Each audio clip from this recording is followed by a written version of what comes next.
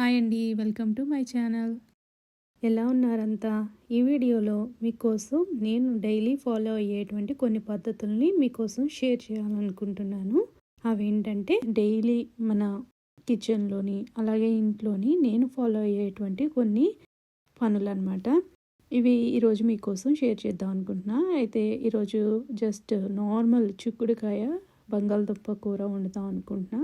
దానికోసం ఇలా పచ్చిమిర్చి కోసమని ఈ బాక్స్ తీస్తే ఒకటి గుర్తొచ్చింది.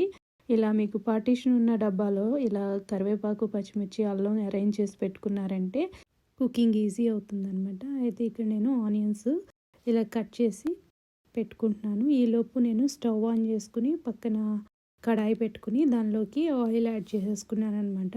అంటే ఇదంతా ఎందుకు చెప్తున్నానంటే మామూలుగా అయితే మనం కొంతమంది కూరగాయలు అన్నీ కట్ చేసిన తర్వాత తాలింపు వేసుకుంటారు, అంటే కర్రీ రెడీ చేసుకుంటాకి పెట్టుకుంటారు.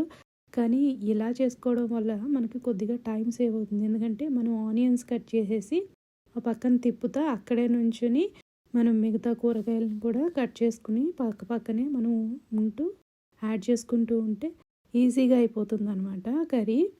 అలా కాకుండా ముందన్నీ కూరగాయలు కట్ చేసుకుని మనకి మధ్య మధ్యలో టైం ఉంటుంది, కర్రీ చేసుకునే మధ్యలో టైం ఉంటుంది కదా, ఆ టైం వేస్ట్ అవుతుంది అనమాట. అలా కాకుండా ఇలా కర్రీ అని చేస్తూ మొదలెట్టినప్పుడు ఇలా చేసుకుంటూ మధ్య మధ్యలో ఒకదాని తర్వాత ఒకటి వెజిటబుల్స్ కట్ చేసుకుని యాడ్ చేసుకుంటే మనకు టైం కలిసి వస్తుంది అనమాట.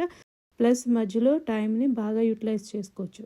అంతేకాకుండా ఈ మధ్య ఎక్కడ చూసినా అన్ని మసాలాలతోని కూరలు, ప్రత్యేకమైనటువంటి వంటలే తప్పితే ఇలా ట్రెడిషనల్గా జస్ట్ ఉప్పు, కారము, పసుపు దీంతో వచ్చేటువంటి మంచి టేస్టీ అయినటువంటి వెజిటేబుల్ కర్రీస్ అసలు చేస్తున్నారో లేదో కూడా తెలియట్లేదు. అయితే నేనైతే అప్పుడప్పుడు ఈ వంటలు అయితే వండుతాను అనమాట. ఎందుకంటే చిన్నప్పుడు తిన్న వంటలు కదా, మంచిగా అనిపిస్తాయి, చాలా టేస్టీగా కమ్మగా అనిపిస్తాయి అనమాట. కర్రీ ఉడుకుతుంది కదా, ఈ టైంలో నేను షోగా అరేంజ్ చేసుకున్న, అంటే నాకు యూటిలైజ్ అయ్యేటట్టు ఈ కౌంటర్ టాప్ మీద అరేంజ్ చేసుకున్నటువంటి ఈ ఏరియాని నేను క్లీన్ చేద్దాం అనుకుంటున్నాను. ఎందుకంటే డైలీ మన కుకింగ్లోని చిన్న చిన్న స్పిల్స్ అవుతూ ఉంటాయి. అంటే కర్రీ చేస్తున్నప్పుడు ఆయిల్ మరకలు అవి చిందుతూ ఉంటాయి పక్కన జార్స్ మీద. అది అలాగే పెప్పరు, సాల్ట్ వాడినప్పుడు ఆ హోల్స్ నుంచి వచ్చినప్పుడు చుట్టూ కూడా అవుతాయి ఆ పౌడర్ అదంతా. వీటన్నిటిని కూడా పొడిగా ఉన్నటువంటి టిష్యూ కిచెన్ టవల్తోని నేను తుడుచుకుంటున్నాను అనమాట. అయితే ఫస్ట్ పొడిదాంతో తుడిచిన తర్వాత అప్పుడు వెట్ చేసుకుని దాంతో కూడా ఒకసారి శుభ్రం చేసుకుంటే అయిపోతుంది. అంటే జార్ ఎంటీ అయిన తర్వాత కడిగి పెట్టుకోవడం వేరు, అలా జార్ ఎంటీ అయినప్పుడు రీఫిల్ చేసినప్పుడు మరి శుభ్రంగా లేకపోతే అప్పుడు వాష్ చేసి పెట్టుకుంటాను. అలా కాకుండా అప్పుడప్పుడు ఇలా పైన పడినటువంటి మరకలు అయితే మాత్రం ఇలా పొడి టిష్యూ మళ్ళీ తర్వాత కొంచెం తడి చేసినటువంటి టిష్యూతోని తుడిచిపెట్టుకుంటాను అనమాట. ఒకవేళ పొడి క్లాత్ ఉన్నా కూడా తుడుచుకోవచ్చు, కాకపోతే టిష్యూస్ ఉంటాయి కాబట్టి టిష్యూతోనే తుడిచిపెట్టుకుంటాను అనమాట. నీట్గా అయిపోతాయి అనమాట. ఇలా మనం ఆ కర్రీ ఉడుకుతున్న టైంలోని ఆ జస్ట్ 5-10 మినిట్స్లో మనం ఈ పని చేసుకుంటే శుభ్రంగా ఉంటాయి అన్నమాట. అంటే మనం డైలీ చేయవసరం లేదు కొన్ని పనులు, కానీ రెగ్యులర్ బేసిస్లో అప్పుడప్పుడు మనం చుట్టూ ఉన్న వాటిని అబ్జర్వ్ చేసుకుంటూ ఎప్పుడు కావాలంటే అప్పుడు ఇలా తక్కువ టైంలో క్లీన్ చేసి పెట్టుకున్నామంటే మనము తర్వాత డీప్ క్లీన్ చేయాల్సిన అవసరం లేదనమాట. మనకు ఖాళీ ఉన్నప్పుడే ఇలాంటి పనులన్నీ చేసుకోవాలి. ఇలా చేసుకోవడం అలవాటు చేసుకున్నామంటే ఎప్పుడు పని అప్పుడు అయిపోతుంది. అలాగే కిచెన్ అనేది శుభ్రంగా కూడా ఉంటుంది, ఆర్గనైజ్డ్గా ఉంటుంది. నేనైతే కిచెన్లో ఇలా చక్కగా ఈ సాల్ట్ అండ్ పెప్పర్, తర్వాత జాగరీ జారు, తర్వాత కొన్ని చాక్లెట్స్ పిల్లల కోసం చక్కగా ఇలా అరేంజ్ చేసి పెట్టుకుంటాను అనమాట. ఇక్కడ కర్రీ అయితే అయిపోయింది ఆల్మోస్ట్.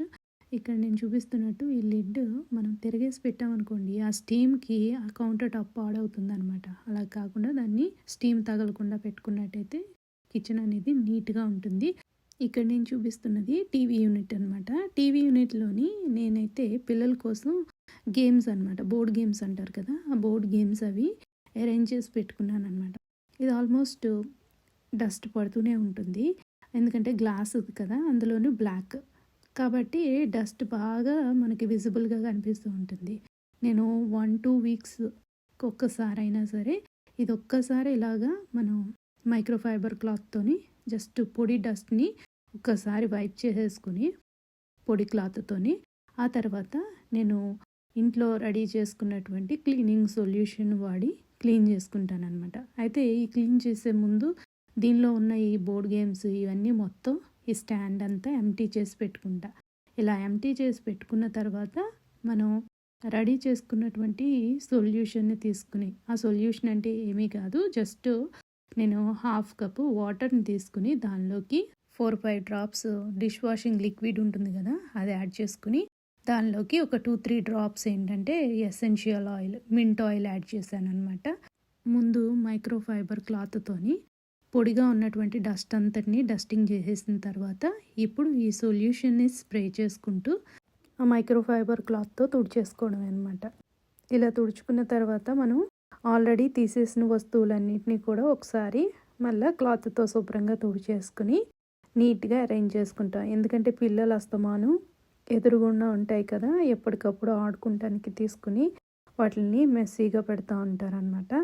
ఇలా మెస్సీగా పెట్టినటువంటి వాటిని ఎప్పటికప్పుడు మనం శుభ్రంగా చేసుకుంటూ ఉండాలి.